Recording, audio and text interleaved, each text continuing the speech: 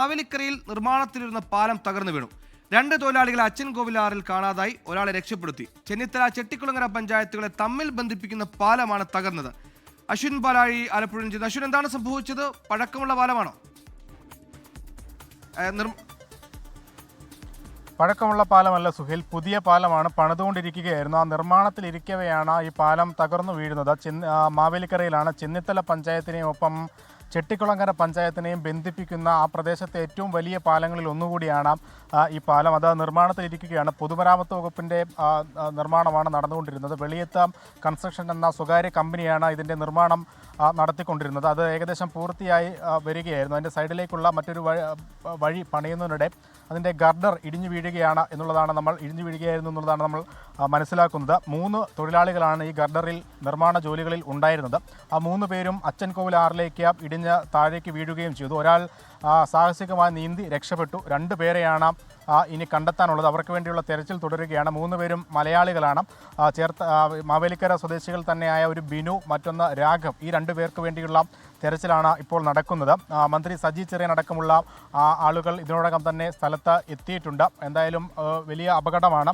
ഈ നിർമ്മാണത്തിൽ ഇരിക്കുന്നതിനിടെ, അതിൻ്റെ അവസാനഘട്ട ജോലികൾ നടക്കുന്നതിനിടെയാണ് പാലത്തിൻ്റെ സൈഡ് വശത്ത് ഒരു ഭാഗം പൂർണ്ണമായും ഇടിഞ്ഞ് ഈ അച്ചൻകോവിൽ ആറ്റിലേക്ക് വീണിട്ടുള്ളത്. എന്തായാലും ഈ 2 പേർക്ക് വേണ്ടിയുള്ള തെരച്ചിൽ തുടരുകയാണ്. സുഹൈൽ, അശ്വിൻ, ഇന്നും പണി പുരോഗമിച്ചുകൊണ്ടിരിക്കുകയാണെന്ന് മനസ്സിലാക്കുന്നു. ഈ ദൃശ്യങ്ങൾ കാണുമ്പോൾ ഏറെക്കുറെ അത് ഫുൾ ഫ്ലെഡ്ജായി ഏകദേശം പൂർത്തിയാവാറായിട്ടുണ്ട്. ഏകദേശം പണിതയിടത്ത് ഇത്തരത്തിൽ പൊളിയുമ്പോൾ കാര്യമായ സുരക്ഷാപരമൊന്നുമില്ലേ ഇതിന്? സുരക്ഷയുമായി ബന്ധപ്പെട്ട കാര്യങ്ങളിൽ ആശങ്കയുണ്ട് സുഹേൽ. കാരണം ഈ പാലം നമുക്ക് ആ ദൃശ്യങ്ങളിൽ കാണാം, വലിയ പാലമാണ്.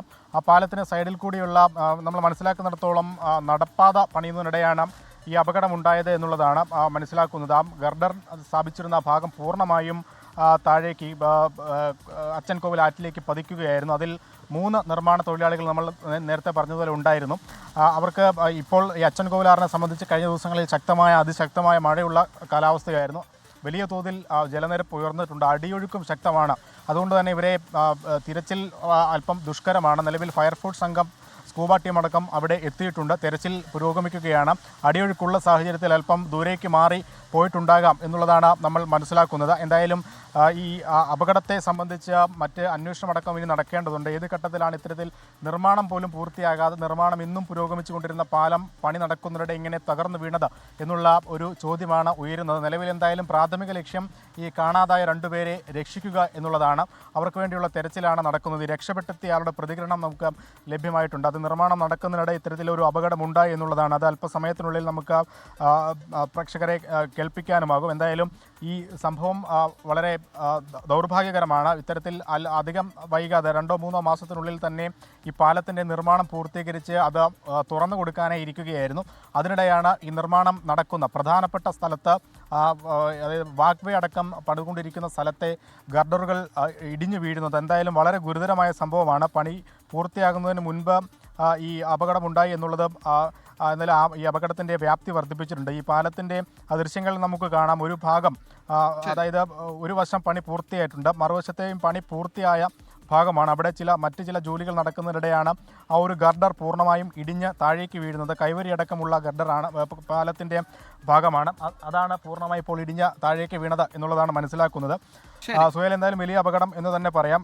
2 പേരെ ഇപ്പോഴും കണ്ടെത്താനായിട്ടില്ല. അവർക്ക് വേണ്ടിയുള്ള തെരച്ചിൽ ഊർജിതമായി നടക്കുന്നു. മന്ത്രി സജി ചെറിയാൻ നേരിട്ടെത്തി കാര്യങ്ങൾ ഏകോപിപ്പിക്കുന്നുണ്ട്. നിലവിൽ നമ്മൾ മനസ്സിലാക്കുന്നതനുസരിച്ച് പൊതുമരാമത്ത് വകുപ്പാണ് പാലത്തിൻ്റെ പണി നടത്തുന്നത്. അത് വെളിയത്ത് കൺസ്ട്രക്ഷൻസ് എന്ന സ്വകാര്യ കമ്പനിയാണ് ഇതുവരെയുള്ള നിർമ്മാണങ്ങൾ നടത്തിയതും.